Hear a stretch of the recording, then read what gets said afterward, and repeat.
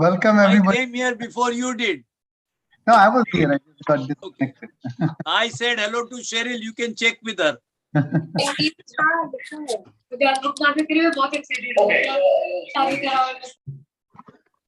Yeah, please keep yourself muted when you're not talking. Yeah, let's get started.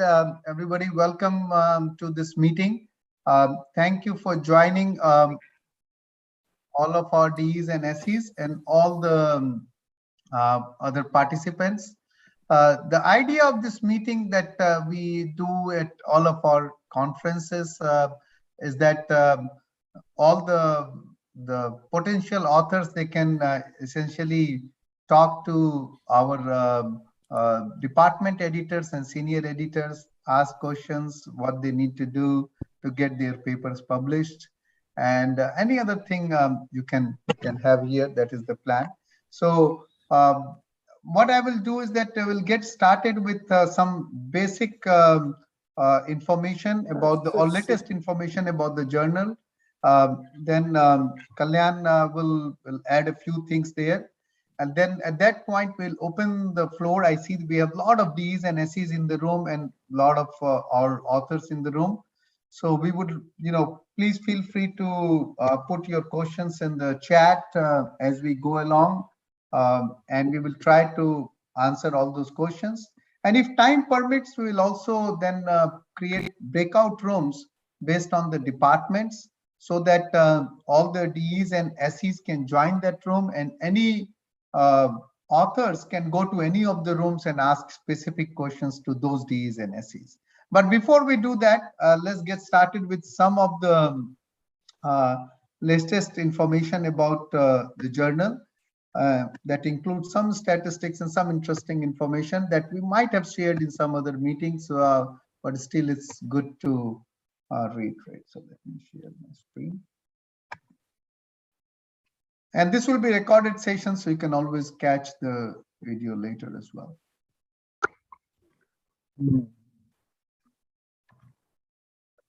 So one of the things that we have been doing in the past and will continue doing later this year as well is looking at, first of all, as most of you know, but those who don't know, this is included in the Financial Times list, UTD list, Business Week list, and also A-Star Journal in ABDC list.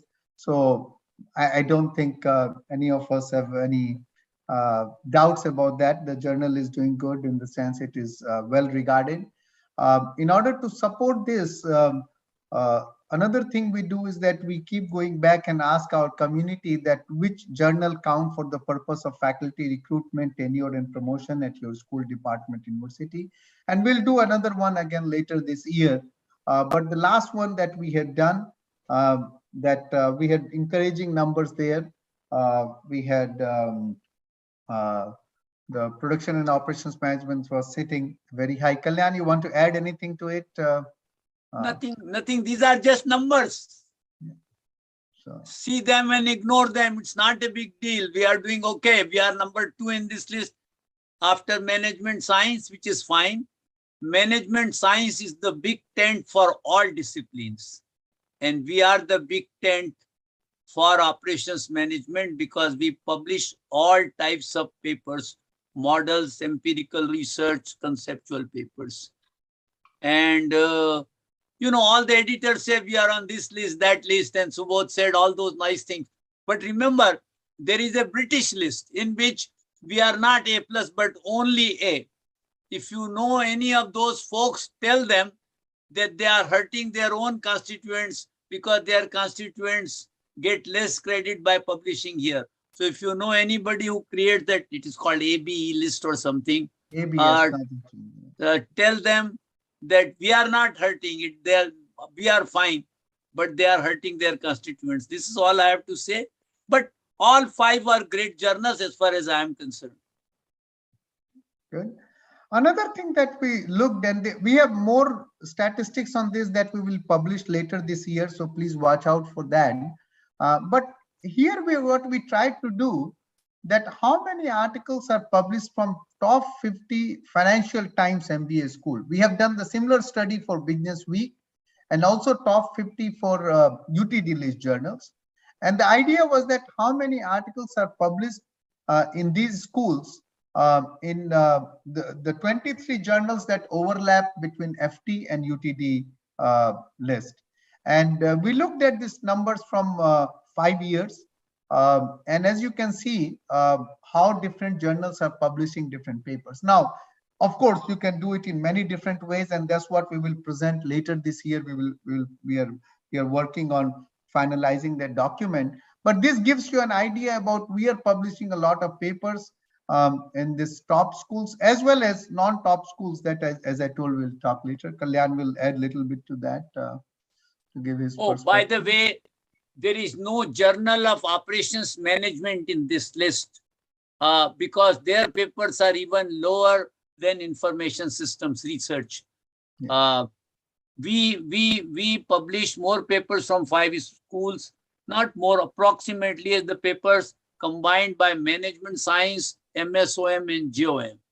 So we publish as many papers as all three combined from the top 50 schools and also from the non-top 50 schools. Subodh, is that correct? Yes, that's correct. That's correct. And this was another one. This is the latest, the impact factor numbers that has come, and then we had put it for all related journals to give you a perspective on that, where we stand. We were better than both OR and management science on impact factor, and I think we have taken different initiatives to promote our articles, and I'll talk a little bit more about that with the help of great people from the community, all the authors. I think these numbers are going to look even higher when the next one comes. That's our expectation, because our articles are not only getting more cited, it's also getting a lot of media attention lately. So we are expecting a much higher impact factor on that. Kalyan, again, you want to add anything? Or? Not much, but please, total citations for management and operations research, you have to be careful because they are multi-department, multidisciplinary journals. So their citation for operations management are only a small fraction of what you see there. Okay. Go ahead. And a few initiatives that is started by VP Publication Sriram with his team, and also Rakesh Malipedi, who manages our social media. We have started different things. One, I think the which has become now for many papers is the video blogs. So we have started trying later in the later part of last year and earlier this year, that we contacted several authors of published papers to create a short video. Now there are different purposes for that. One is, of course, it is very easy for people to then see what the article talks about, but also to disseminate it to different media outlets. And the idea is that we want to get more reach for these papers published. A lot of them have great implications. And Sriram, I saw you are here. You can add to that how many total we have done. We have several of them published.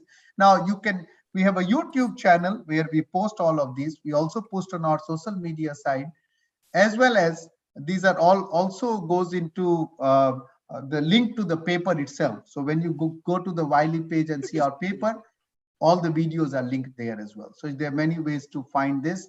And we are going to, our hope is to do it for all the papers eventually, wherever authors can do that. That's what we are going towards. And we have got a lot of downloads. We are collecting download data, and this is phenomenal. And later meetings, I'll present more statistics on that, but I can tell you this is helping us a lot in disseminating the work.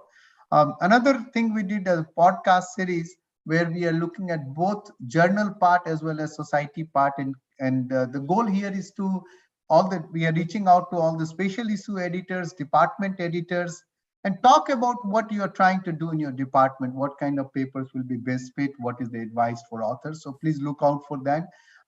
It is a good idea to subscribe to our podcast channel and YouTube channel. If you go to our website, in the top right, you will find all the links for all our things. please go there and see that. And if you subscribe, you will get updated about that. Please also follow our social media channels. That's our next thing. We have uh, Facebook page for both society and journal, and we have LinkedIn and Twitter page. Uh, LinkedIn, we have more than 3,200 followers. But please go to subscribe to these. We keep updating not only the initiatives I mentioned, but also about as soon as the paper is accepted, we put it there so that you can go read about that. Articles in advance, spatial issues, all those things go in there. Um, so please subscribe to that. That will really help you in being updated about that. Twitter, we have less, I think less of our constituents are on Twitter, but I think that is also increasing now. Another thing about review time. So we had taken a lot of initiatives to improve both the quality of the review process as well as reduce the review time. And I think review time is very important for all the, especially young scholars, because all the careers depend on that. And these initiatives have paid off, and we not only want to continue on that path without hurting the quality of the review process, we want to reduce it even further. And thanks to all our department editors, senior editors, and reviewers for making this happen, because they are the ones who have to put a lot of effort and a lot of, respond to urgent reminders. Kalyan, you want to add anything to review time? Nothing. This is great for the authors. And if your paper is delayed considerably, feel free to send me an email. Yeah. And or Subodh an email, we will help. Yeah. Because these things are very important. We are forget about the mission of adding knowledge. We are dealing with people's lives, and delays in reviews are not acceptable. No. Yes. At any point, if your paper is delayed, contact the department editor, contact Kalyan, contact me. Never hesitate in doing that. Don't think that it is going to hurt you. No, and we don't get upset if the author sends us a reminder that, look, I sent an email to the departmental editor, but he or she doesn't respond. In that case, that's fine. Yeah. But we are here to serve the authors. Our primary constituency is not the editorial team, but the authors. Not readers, not editors, but the authors. Because if there are no authors, there'll be no journal. Go ahead, Subodh. Yeah, this is very important. So feel free to contact us. We are there. Now, number of submissions, we all know that all journals had increased number of submission in 2020. We call it COVID effect. And that happened with all the journals, almost all the journals that we know of. The question was that we have 1,000 submissions in 2019. Did it really increase? Now, 2021 is a little bit of indicative of that. We have 1422. So clearly that number is still, some of those numbers stayed high. Now, what happened because of this increase in number, our publication has also increased, and little bit printing was disrupted in 2020 when the COVID started. So 2021, we had two things: one, more paper submissions, so more acceptances, as well as some backlog of submissions. And what we saw, we published 4,656 pages, or if you go by article, 4,558 pages by article, and 290 articles. And we think it's phenomenal. We are very happy that we are able to serve the community in that way. Yes. Both want to add one small thing. Here you have George Shanti Kumar and Eric Johnson. They have been with this journal since it was created. George is the founding editor of this journal in ways, because he edited the first issue. I got all the credit, and people don't know that he's the one who edited that. And they remember that in the first volume, we had little more than 400 pages, and the page size was much smaller. So this is after 30 years. We just completed 30 years. Our journal has expanded anywhere between 12 to 15 times what it was in 1992. It's a very much of a community journal. Go ahead, Subodh. And anybody can ask any questions if you have. Another, interesting statistics was that, little bit that we have 2021, we had 600,000. This number has not changed, by the way, that much. Darker shade means where the more subscription is going. And we have worked with Wiley to have a lot of philanthropic initiatives or free access to content to many developing world institutions, around 5,000 or so. So that is happening. Institutional reach, as you can see, the one thing that is changing is the rest of the world number has increased substantial. So it is reaching into different parts of the world. Total number has little increase, not too much. It's very much consistent there. But the download trend has an upward trend, and you can see this curve, the steepness in the curve in the download trend in 2021, which shows that people are reading more and more POMS articles, which is again great. And as I told, that it's all contribute to how we are reaching out and all. Top 10 downloading countries, similar to last year, although the percentages have increased for mainland China than earlier, but this is by far the highest. Actually, it's double of the second highest, which is the US, which is very interesting and phenomenal that it is being read widely. And related statistics to this is, anybody has any questions, feel free to ask, by the way. In terms of the country of submission, this is the first time this happened, that mainland China had more submissions than the US. Till last year, US used to be the #1 in number of submissions. So that is a shift that we are seeing right now, that a lot of submissions are coming from mainland China. And that is also kind of interesting shift is happening across many journals that we know in our discipline. In terms of the top 15 authors that still come from the US, and again, in fact, we were trying to see, ignore the unknown, there was something going on with the data. I'm talking to Wiley on what they did. They told that they could not identify some data issues, but the patterns remain the same. Pattern does not change with that number. The one of the thing that we were trying to see is that how we can create more workshops and work with the authors to improve the quality of their papers. And we plan to do more of that, more organized thing, both for authors and reviewers. And we have some initiatives planned for that we will launch this year later. Any questions, comments? Kalyan, you want to add anything? Nothing. This is great. Now, this is very interesting, and we look at this every year, and we have seen some interesting shift on what kind of articles are downloaded most. And by the way, they are highly correlated with the subscription citation numbers, that which articles are cited the most. And you will see some shift here. Blockchain, 3 papers on blockchain. Big data paper. Jason is here, I see, smiling face.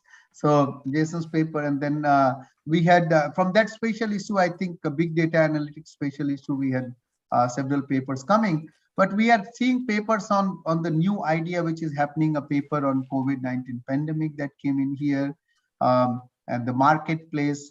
So I think the whole supply chain, and you say supply chain and operations management are there. They are part of it, but I think the whole field is evolving. And POM has always been a risk taker. Kalyan always believed in taking risk and starting new departments, as well as a new special issue. I think this is all contributing, and we are on the cutting edge of what is going on with the industry in terms of the topics. And this all numbers show that that. Another thing we did, many of you might have got an email saying that you are one of the top cited authors or top downloaded authors. So we started giving a certificate kind of thing, which Wiley has created, that sent to several authors. So that's another thing to encourage authors to know where you are. So I'll stop with that here. Any other questions, comments? Oh, I want to make several observations. First, almost all journals in economics and business, they try and minimize type 1 error. That means they don't want to accept any paper where there is slight risk. This is a dangerous game, but there is nothing you can do about it, because people have a certain mindset that this is the right thing to do and nothing more. We want to minimize both type 1 and type 2 errors, which means if you ever get a paper rejected because it made fundamental contribution, in normal paper, it's a modeling paper, they want this and that attribute. If it's a statistical analysis, they want to do those things well. But fundamental paper, that may not be so, and they say, you have not done this, you have not done that, that you are rejected. I want to remind them that sometime all sciences started with descriptive, simple articles. In physics, chemistry, one person was so confused about the element that he said, let me organize and see what happens.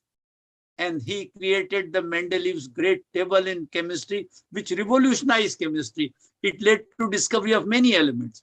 Similarly, a superstar professor moved from MIT to Yale, and he said, there are so many medical issues, problems people have. He tried to organize them in a group, and that created diagnostic related group by Bob Fetter.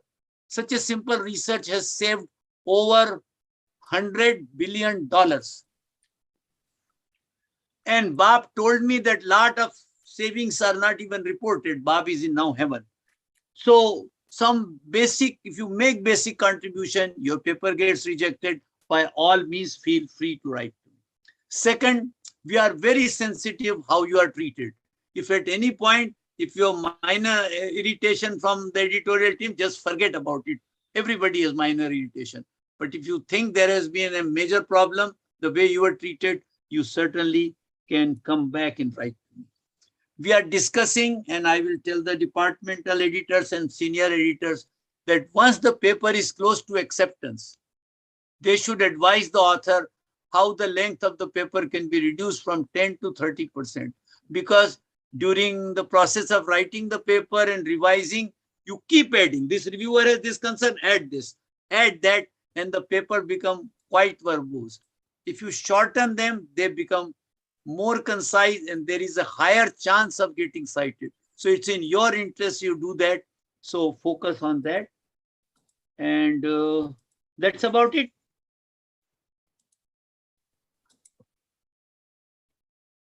Good. Anything else, Subodh? No, I think you've covered everything. So we want to open for questions. Yes. So at this point, let's open for questions. What we will do, we will first do the questions in general here. Any of you can unmute yourself or speak and or put it in the chat. And we will take these questions in general. If you have very specific questions about one of the department editors and senior editors, we will also open the breakout room later, where you can join any of the rooms and ask those questions. A couple of things I'll add. One is that please keep checking for our special issues. Again, we try to do the special issue. Idea is that something which is emerging and may not be that much covered by one of the departments, we try to do that. One we are doing on DEI right now, which is, as we all know, is very important. Of course, what role has operations management in that? That is done by Charles Corbett and Sriram. So that is already out there, and that issue you can start submitting. We are going to announce another special issue very soon on responsible AI. I see Mung is here with several other editors. So we will do that right after the meeting. We'll work on that and finalize. And we had several other special issues which is in different stages right now. Many of them have just finished their submission cycle, first submission cycle, and they're working on that. And please look at those special issues. Keep your eyes open for that. We will keep doing whenever we feel that there's an emerging area coming, and we can address that. So at this point, let's open up for any questions, any comments. I think, and it could come from either our DEs and SEs or from authors. Anybody? Any questions, comments? There's no question anywhere. It's generally a good sign, I guess. Not necessarily. Uh, you can complain too. That's fine. By all means, yes, yes. Look.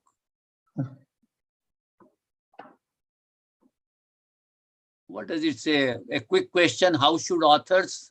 Can you read the whole question, Subodh? Yes. So Nina is asking, uh, how should authors from other disciplines think about contributions to OM? I think what Nina is asking is that uh, in POM, we require that your papers should still contribute to the OM if you're submitting to POM. So we have a lot of interfaces from information system, accounting, marketing, and so on.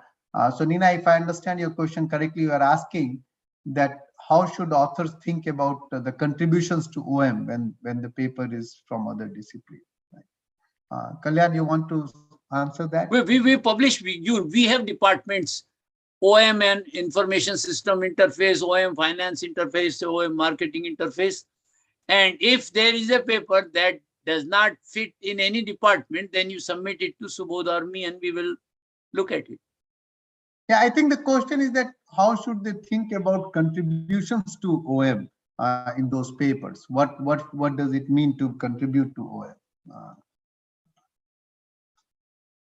Well, once you do, yeah, go ahead. Look, the real world is not divided along the fine lines of marketing, finance, and accounting, and so forth. There are many problems in real world that cut across the boundaries of many disciplines. So a paper has to have an OM dimension in order to submit it to the POM journal. But there are other things, that's fine. See, Kalyan might have forgotten, this was around 13 or 14 years back. I asked the same question to Kalyan when I was starting my journey as an editor at POM.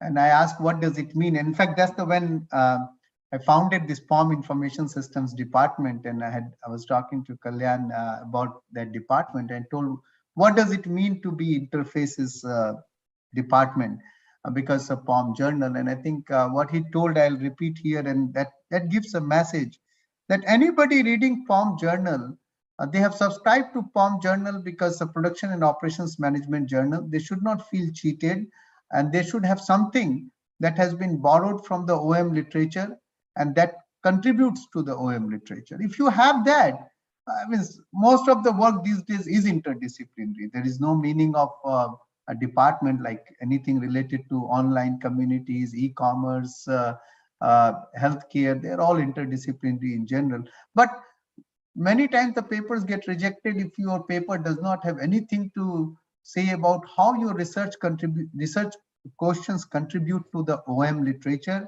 OM practice, or whatever is the current ongoing debate in operations management community. If you're not able to do that, and you're not able to communicate how you are borrowing from that literature, that is the problem. If you are able to do that convincingly, I think that's what POM has been publishing out of papers, and you saw the most downloaded papers.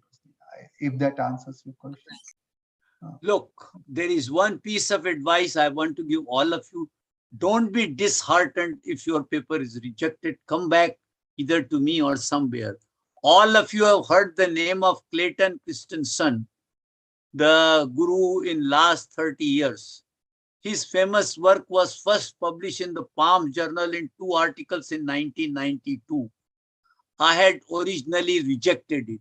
And he came back, he was a new PhD. What is this? My career will be ruined. And then I said, but you have to have something new. And then we talked. And then I found a super editor who helped him carve out.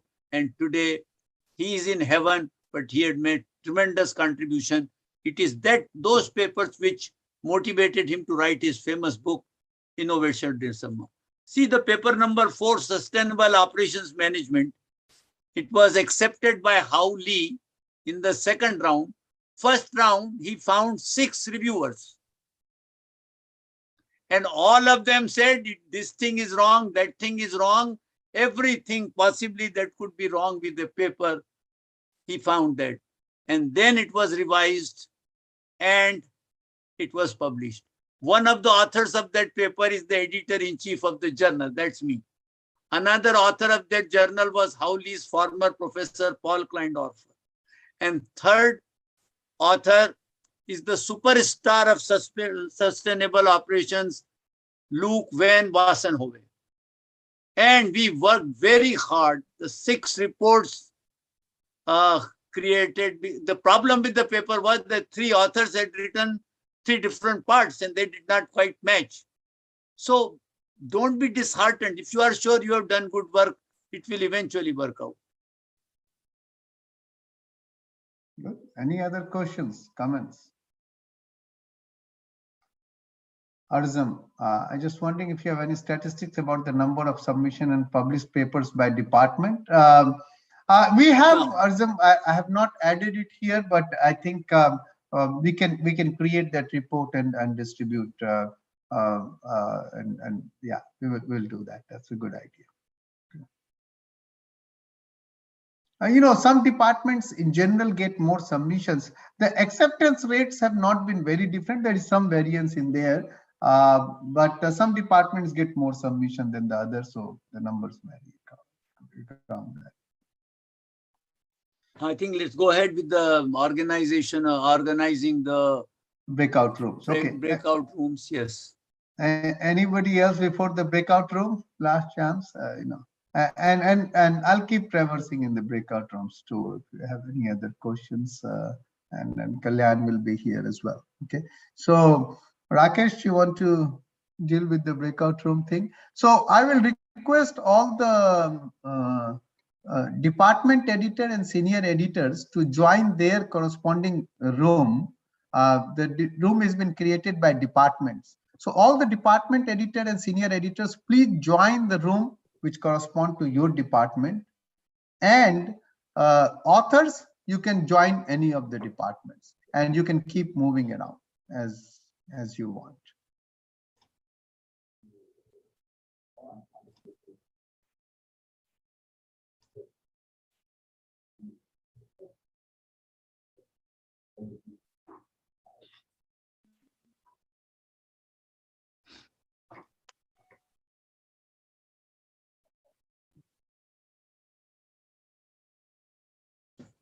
Subodh, is just 2 of us left here? No, still there are many people. They're all joining. Yeah, it's going down. And I think you can stop broadcasting now or recording.